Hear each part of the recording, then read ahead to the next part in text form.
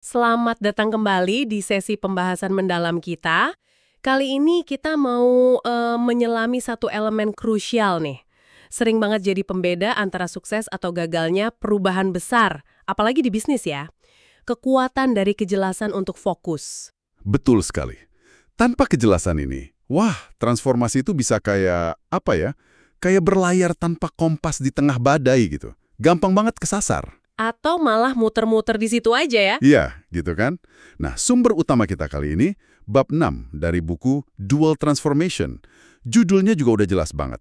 The Clarity to Focus. Oke. Bab ini spesifik banget ngebahas gimana pemimpin bisa ciptain kejernihan visi waktu jalanin dua transformasi sekaligus. Jadi sambil benerin bisnis yang ada, sambil ngerintis masa depan juga. Menarik. Dan buku ini loh, langsung buka pakai analogi yang kena banget buat gambarin kekuatan fokus ini. Oh ya? Yang mana tuh? Pasti ingat dong pidato legendaris Presiden John F. Kennedy tahun 61? Oh, yang soal ke bulan itu ya? Nah, itu dia. Beliau nggak cuma bilang, ayo kita keluar angkasa. Umum banget kan itu? Tapi targetnya jelas, berani terukur. Mendaratkan manusia di bulan dan kembaliin dengan selamat ke bumi sebelum dekade ini berakhir. Itu loh yang namanya moonshot. Ah, iya ya. Moonshot. Tujuan ambisius, tapi super jelas arahnya. Persis. Dan moonshot itu bukan mimpi doang. Itu tujuan besar yang punya daya tarik sendiri gitu. Narik semua energi, semua sumber daya ke satu arah. Coba bandingin sama upaya yang arahnya kurang jelas. Kayak contoh yang di buku juga disebut ya, kampanye 100 bunga mekarnya mau. Betul. Niat awalnya mungkin baik, ya kan? Dorong orang kasih pendapat beda. Tapi eksekusinya nggak jelas. Malah akhirnya jadi kebalikannya. Ini jadi ingat kata-kata Steve Jobs yang dikutip juga di sini kan, inovasi itu bukan cuma bilang iya ke satu ide bagus, tapi berani bilang tidak ke 1000 ide lainnya. Fokus itu soal milih, sadar gitu milihnya. Nah, ironisnya, justru perusahaan yang udah mapan, yang udah gede gitu, seringkali paling susah buat fokus kayak gini. Oh ya? Kenapa tuh? Mereka itu kejebak sama yang namanya pendekatan present forward. Jadi lihat kondisi hari ini, terus bikin proyeksi dikit-dikit ke depan. Ngerasa aman, gitu kan? Padahal di zaman disrupsi kayak sekarang, wah itu bisa bahaya banget. Oke, ini menarik nih. Kalau present forward itu berisiko, terus apa dong alternatifnya yang ditawarin di bab 6 ini? Alternatifnya ya ganti mindset. Fundamental banget ini. Ganti jadi future back. Future back, maksudnya gimana tuh? Kayak panduan praktis gitu buat jalanin proses future back ini secara sistematis. Konsep yang kuat ya, tapi gimana terapinya di lapangan? Kayaknya buku ini ada studi kasus dari Filipina ya, Manila Water. Bisa cerita dikit? Oh ya, Manila Water. Jadi ini perusahaan air minum buat wilayah timur Metro Manila. Dia itu kemitraan pemerintah swasta gitu, mulai tahun 97, di bawah Ayala Corporation, itu konglomerat gede di sana. Kondisi awalnya gimana? Awalnya sih parah kondisi airnya, tapi mereka berhasil perbaiki luar biasa. Tahun 2013 itu, cakupannya udah 99%. Keren banget kan? Wow, tapi justru setelah sukses itu malah ada tantangan baru ya? Nah, itu dia.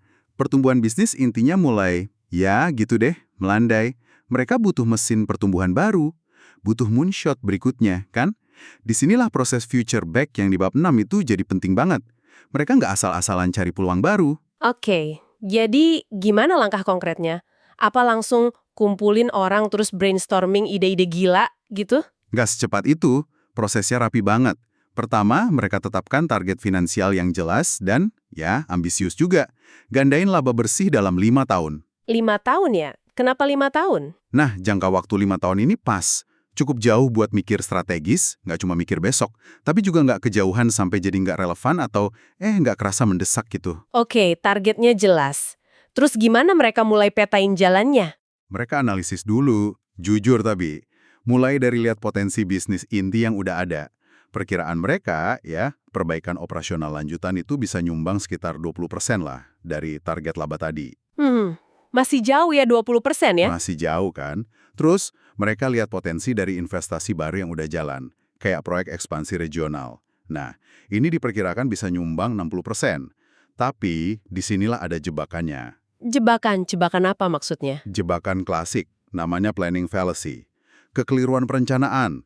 Kita semua nih, punya kecenderungan alami buat terlalu optimis sama rencana baru. Oh, kayak mikir renovasi rumah cuma 2 minggu padahal jadinya sebulan lebih gitu.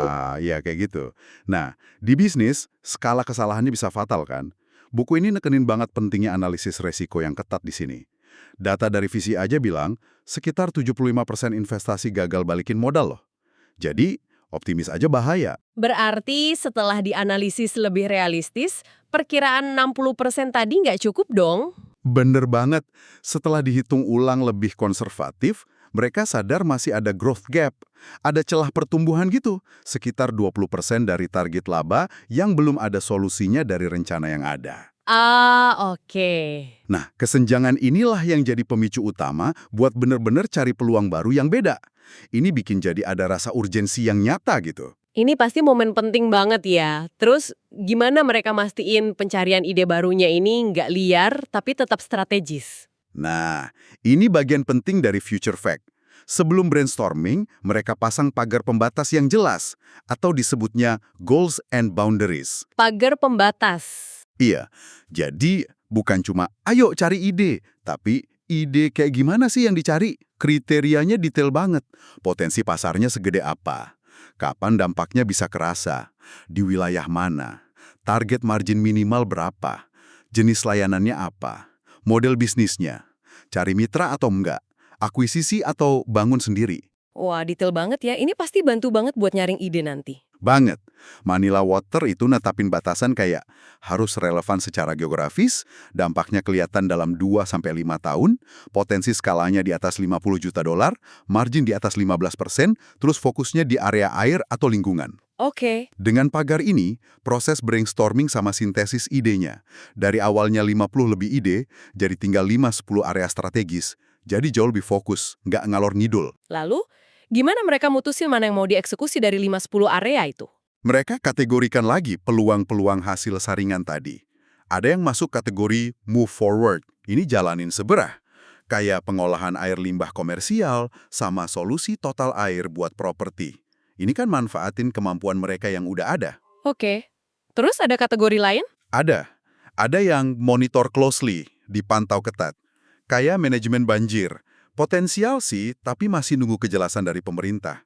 Nah, yang nggak kalah penting, ada kategori stop exploration, hentikan eksplorasi. Stop. Kenapa stop itu penting juga? Ya karena fokus itu artinya berani bilang tidak kan? Contohnya ide jualan iklan di tagihan air. Pas dianalisis, pasarnya kecil, ribetnya minta ampun. Ya udah, putusin buat berhenti ngejar ide ini. Sama pentingnya kayak mutusin ide mana yang dikejar. Bener juga ya, biar nggak buang-buang tenaga. Iya, hemat sumber daya, timnya juga tetap fokus ke prioritas utama. Luar biasa sih prosesnya, disiplin banget. Terus hasilnya gimana buat Manila Water? Sukses? Hasilnya positif. CEO-nya waktu itu Jerry Ablaza sama Chief Strategy Officer-nya Ferdinand Lagros ngelaporin kalau bisnis baru mulai kasih kontribusi signifikan ke laba, sekitar 15% lah. Lumayan ya. Tapi, yang mungkin lebih mahal harganya itu perubahan mindset di dalam organisasinya. Proses ini tuh nanamin budaya inovasi sama kemampuan adaptasi. Si Ablaza ini sampai bilang perusahaannya kayak bayi yang baru belajar berdiri dan jalan. Belajar skill baru terus. Jadi proses future back ini bukan cuma soal strategi di kertas, tapi beneran ngebangun otot baru buat masa depan. Kisah Manila Water ini bener-bener ngasih gambaran jelas ya, gimana kejelasan strategis itu bisa diciptakan, bukan cuma ditunggu. Kalau kita tarik benang merahnya nih, apa aja kunci sukses utama menurut buku ini buat dapetin kejelasan dan fokus dalam transformasi? Buku ini nyorotin 3 kunci utama. Semuanya saling terkait. Yang pertama, dan ini fondasinya banget, itu ya adopsi mindset future back. Ini geser cara pandang yang fundamental dari kebiasaan present forward tadi. Jadi ini bukan cuma soal nentuin target di masa depan, tapi bener-bener nyoba hidup di masa depan itu terus lihat ke belakang buat ngerancang jalannya gitu ya? Kurang lebih gitu. Dan ini bukan cuma soal angka atau target duit ya, tapi juga bangun narasi kualitatif yang kuat. Cerita transformasinya apa? Contoh lain di buku ini, Jarden Consumer Solutions, JCS. Mereka nggak cuma targetin angka jualan, tapi ubah identitas dari produsen alat B2B jadi penyedia solusi kesehatan dan kebugaran B2C. Jadi ada ceritanya gitu ya? Iya, visi naratif ini ngasih makna sama arah yang lebih kaya. Buat nyampe ke situ butuh dialog yang dalam, bukan debat kusir. Kayak kata fisikawan David Bohm, Dialog itu tujuannya bangun pemahaman bareng-bareng. Oke, mindset future back jadi fondasi. Kunci kedua apa? Kunci kedua, kemampuan buat ngelola 3 kerangka waktu secara bersamaan. Balik lagi ke analogi misi ke bulan tadi. Punya visi gede aja nggak cukup kan? Betul juga. Perlu kerangka moonshot-nya ya kan visi jangka panjang yang inspiratif itu, tapi perlu juga kerangka moonlord modul, komponen sama langkah strategis jangka menengahnya, roketnya, modulnya, latihannya, dan yang sering kelewat, Itu kerangka Tuesday Lunch. Tuesday lunch, makan siang hari Selasa. Iya, ini metafora cerdas buat tindakan konkret dan kebutuhan mendesak hari ini yang mastiin progresnya jalan terus. Rapat apa besok pagi? Keputusan apa minggu ini? Kuncinya itu bisa menari lincah di antara 3 kerangka waktu ini. Visi jauh di depan, peta jalan strategis, sama aksi taktis harian. Tanpa keseimbangan ini, moonshot cuma jadi poster aja di dinding. Kedengerannya logis sih, tapi jaga keseimbangan 3 horizon waktu itu, visi jauh, langkah menengah, aksi harian. Pasti susah banget ya di tengah tekanan kerjaan sehari-hari. Apa buku ini kasih petunjuk gimana caranya biar pemimpin bisa jaga fokus di 3 level itu secara konsisten? Buku ini lebih nekenin pentingnya kita sadar ada 3 horizon itu dan perlu alokasi waktu sama perhatian yang sengaja buat masing-masing. Nggak ada formula ajaib sih, tapi ngakuin kalau ketiganya ada, itu langkah pertama. Ini seringkali soal disiplin di agenda, bikin mekanisme rapat yang beda buat bahas masing-masing horizon, sama komunikasi terus-menerus buat ngingatin tim soal gambaran besarnya, moonshot, sambil tetap jalanin detail harian, Tuesday lunch. Poin bagus. Jadi disiplin sama kesadaran ya kuncinya. Terus kunci sukses ketiga apa? Nah, kunci ketiga ini nih yang mungkin paling nguras emosi. Tapi seringkali ini jadi pembeda antara transformasi beneran sama yang cuma tambal sulam aja. Keberanian radikal buat mengamputasi masa lalu. Mengamputasi, waduh. Iya, transformasi, apalagi transformasi A, benerin bisnis inti, itu sering nuntut kita buat ngelepasin bagian dari warisan. Bisa bisnis, produk, cara kerja lama yang udah nggak relevan atau malah ngehambat. Wah, ngamputasi masa lalu. Kedengerannya drastis ya. Ini pasti bagian paling berat secara emosional ya. Ngelepas sesuatu yang mungkin dulu jadi kebanggaan atau bahkan identitas perusahaan. Berat banget, makanya disebut radikal. Buku ini kasih contoh nyata. IBM itu harus berani keluar dari bisnis hard disk, printer, sama PC. Padahal PC itu ikon mereka banget kan? Biar bisa fokus ke layanan sama software.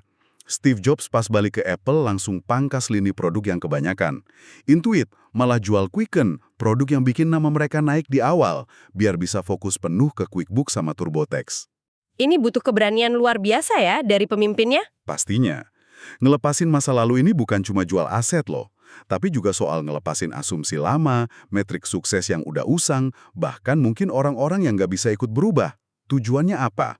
Buat bebasin sumber daya paling berharga, modal, talenta, dan terutama fokus mental kita semua, biar bisa benar-benar diarahkan buat rebut masa depan. Tanpa berani ngubur masa lalu ini secara terhormat, fokusnya pasti kebagi-bagi. Jadi, kalau kita rangkum nih ya, pelajaran dari bab 6 ini kuat banget. Kayak misi ke bulan JFK tadi, transformasi yang berhasil itu butuh kejelasan fokus yang, wah nyaris obsesif gitu ya. Dan fokus itu bukan hadiah, tapi hasil dari sebuah proses yang sadar. Tepat sekali. Fokus itu lahir dari geseran mindset ke future back. Terus lihai ngelola 3 horizon waktu barengan, dan yang paling menantang ya, keberanian emosional buat ngelepasin jangkar masa lalu, sepahit apapun rasanya. Kejelasan itu bukan cuma tahu mau kemana, tapi juga disiplin di perjalanannya, dan berani mangkas apa yang nggak perlu lagi. Ini benar-benar nggak sih kerangka pikir yang berguna banget sih, nggak cuma buat pemimpin bisnis, tapi mungkin buat siapa aja yang lagi nyoba bikin perubahan penting dalam hidup atau kerjaannya. Dan ini mungkin bisa jadi bahan refleksi penutup nih buat Anda, pendengar kami. Diskusi kita hari ini kan intinya soal pentingnya clarity, kejelasan arah atau moonshot. Coba deh, ambil waktu sejenak. Buat bidang yang lagi Anda dalami, atau buat kerjaan Anda, mungkin juga tujuan pribadi Anda, udah sejelas apa sih moonshot Anda? Udah terdefinisi dengan baik belum?